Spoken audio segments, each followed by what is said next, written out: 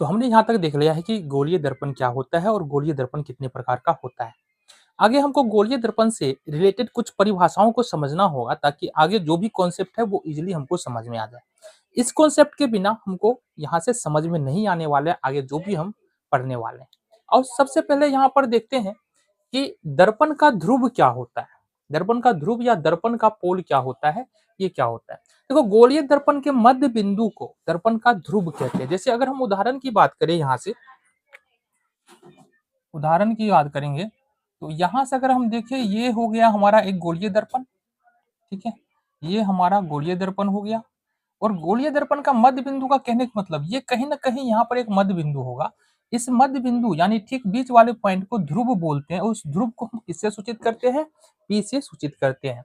तो ये अवतल दर्पण का ध्रुव। और इस तरह से हम देखेंगे यहाँ पर ये हमारा उत्तल दर्पण हो गया। अगर इधर से हम रंग दे दर्पण को, ये उत्तल दर्पण हो गया। और उत्तल दर्पण का ध्रुव हमारा यहाँ पर ये निकल के आ जाएगा। ये हो गया तुम्हारा ध्रुव, ठीक है। तो ध्रुव किसको बोलेंगे, गोलीय दर्पण के मध्य बिंदु यानी ठीक बीच वाले बिंदु को हम लोग गोलीय दर्पण का ध्रुव बोलेंगे।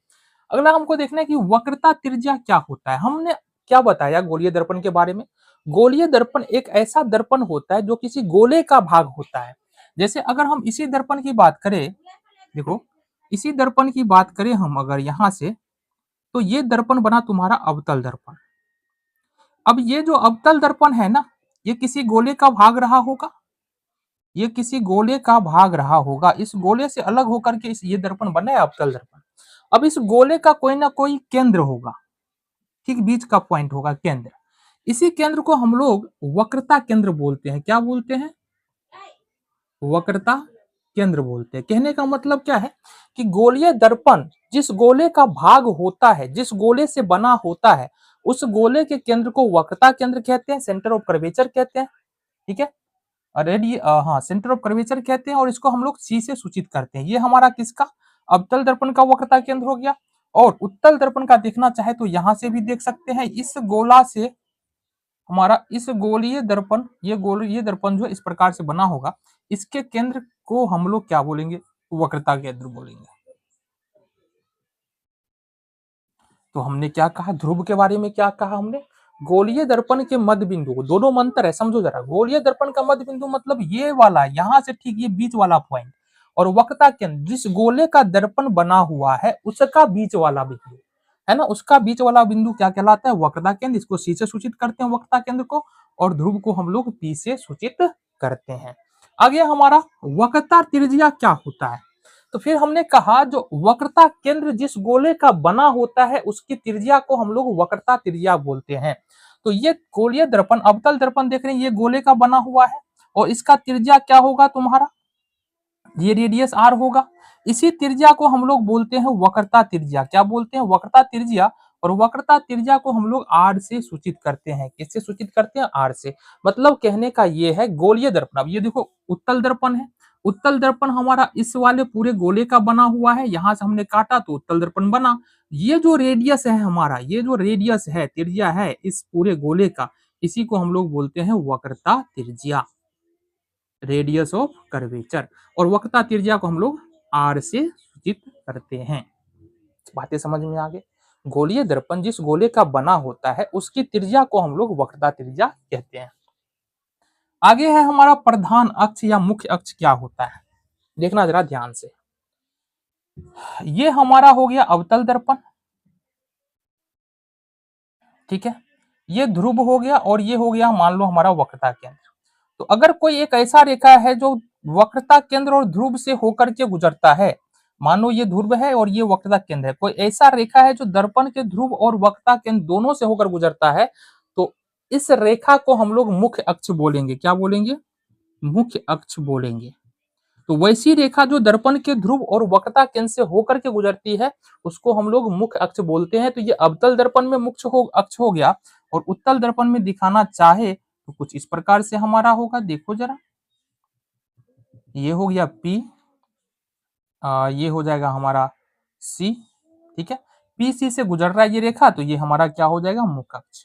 तो वैसी रेखा जो अवतल दर्पण के ध्रुव और वक्रता केंद्र से होकर गुजरता है, C और P से होकर गुजरता है, इसको हम लोग बोलते हैं वक्रता त्रिज्या, ये मुख्य अक्ष बोलते हैं।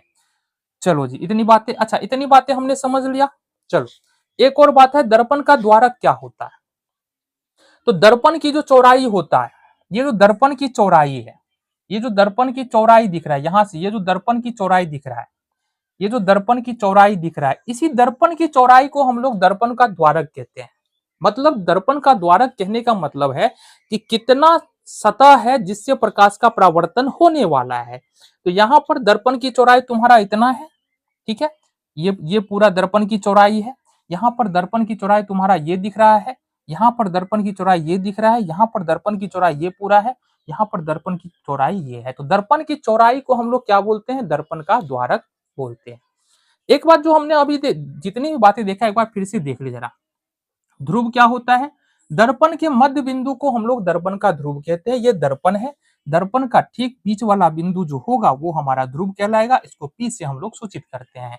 वक्रता केंद्र क्या होता है, गोलीय दर्पण जिस गोले का बना होता है, देखो ये गोलीय दर्पण है, ये इस पूरे गोले का बना होगा, तो इसके केंद्र को हम लोग क्या बोलेंगे, वक्रता केंद्र बोलेंगे। इस ये जो उत्तल दर्पण जिस गोले का बना होगा उसके केंद्र को हम लोग क्या बोलेंगे, वक्रता केंद्र बोलेंगे। तो वक्रता केंद्र आ गया। वक्रता त्रिज्या क्या होता है, गोलीय दर्पण जिस गोले का बना होता है उसका कुछ ना कुछ त्रिज्या होगा, ठीक है। त्रिज्या का मतलब केंद्र से परिधि तक की दूरी। अब ये केंद्र से परिधि तक की दूरी त्रिज्या है। तो गोलीय दर्पण जिस गोले का बना होता है उसकी त्रिज्या को ही हम लोग वक्रता त्रिज्या कहते हैं। तो ये यहाँ पर वक्रता त्रिज्या को हम लोग बड़ी आर से सूचित करते हैं। दर्पण के अंदर में ये यहाँ पर तुम्हारा वक्रता त्रिज्या नजर आ रहा है। चलो जी, प्रधान अक्ष क्या होता है, तो दर्पण के ध्रुव और वक्रता केंद्र से होकर गुजरने वाली रेखा को प्रधान अक्ष कहते हैं।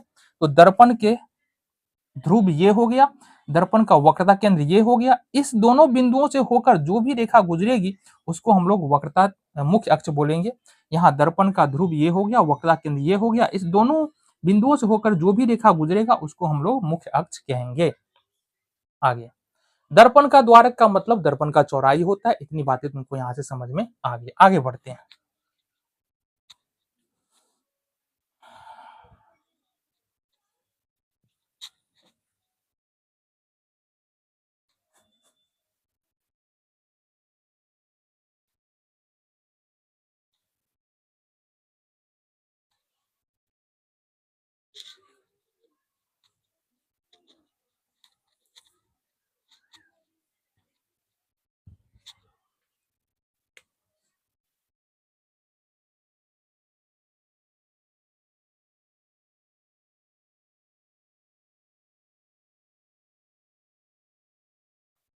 तो अब हमको देखना है कि गोलीय दर्पण का फोकस क्या होता है और फोकस दूरी क्या होता है। दोनों का डिफिनेशन यहाँ पर हमारा पड़ा हुआ है।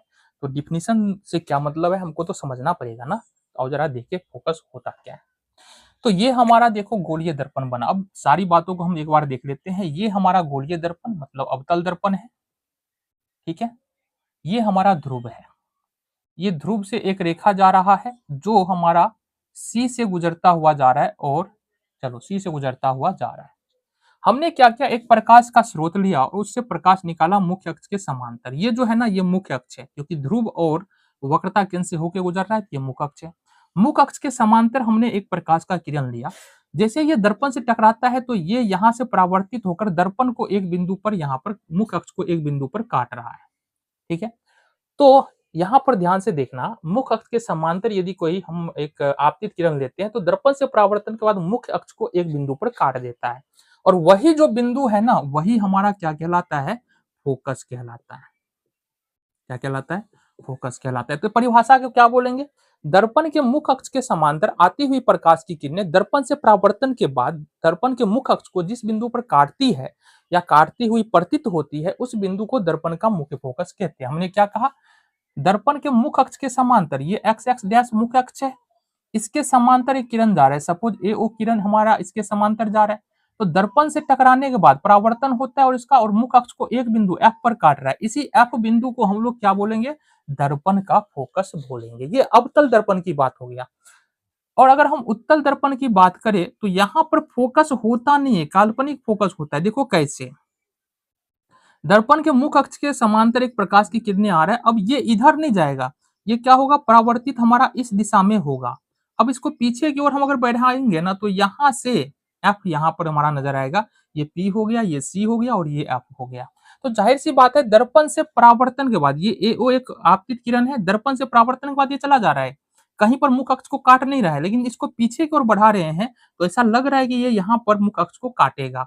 तो इस एफ को हम लोग क्या बोलेंगे, अब उत्तल दर्पण की फोकस बोलेंगे। ठीक है, क्या बोलेंगे, उत्तल दर्पण की फोकस बोलेंगे। तो इसकी फोकस जो होती है वो तुम्हारा काल्पनिक होता है, क्योंकि यह काल्पनिक कटान से बन रहा है, और इसका फोकस जो है ये वास्तविक होता है, क्योंकि ये वास्तविक कटान से यहाँ पर हमारा बन रहा है। तो उत्तल और अवतल दर्पण का फोकस समझ में आ गया तुमको।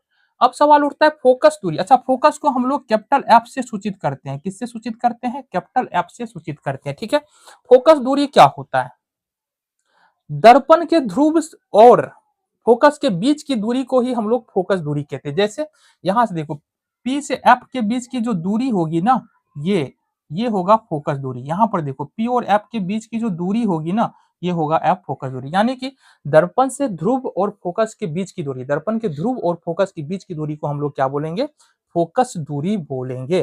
ठीक है, आ जाओ जी, एक बार फिर से हम तुम्हारा सारा एक बार फिर से डायग्राम बना दे, समझो बात को, सीखो डायग्राम बनाना, बनाते कैसे हैं, क्योंकि आगे बहुत ज्यादा तुमको बनाना पड़ेगा। ये हमारा अवतल दर्पण है, इस प्रकार से हमको मुख्य अक्ष ले लेना है। ठीक है, ये हमारा P हो गया, ये हमारा F हो गया, ये हमारा C हो गया, है ना। P वक्रता ध्रुव हो गया, F फोकस हो गया और C वक्रता केंद्र हमारा हो गया। दर्पण के मुख्य अक्ष के समांतर एक प्रकाश की किरण आ रही है और ये फोकस से होकर के जा रही है। तो ये F जो है हमारा फोकस हो गया, और P से लेकर F तक की दूरी को हम लोग फोकस दूरी बोलते हैं। इतनी बातें समझ में आ गया। तो फोकस दूरी को हम लोग एफ से सूचित करते हैं, किससे, स्मॉल एफ से सूचित करते हैं, और फोकस को हम लोग कैपिटल एफ से सूचित करते हैं। आ जाओ जी, देखो पी मतलब क्या होता है, दर्पण का ध्रुव, सी मतलब होता है वक्रता केंद्र, ये सब ध्यान रखना है तुमको। ठीक है, आर मतलब क्या होता है, वक्रता त्रिज्या, वक्रता त्रिज्या। इसके बाद तुम्हारा आर हो गया, एफ मतलब ये हुआ फोकस, चलो, और ये एफ मतलब हुआ ये फोकस दूरी, क्या हो गया, फोकस दूरी। ठीक है, तो ये सारी बातें तुमको यहाँ से ध्यान रखनी है। तो ये आई होप यहाँ पर तुमको बातें समझ में आ रही है। देखते हैं आगे हमारा कॉन्सेप्ट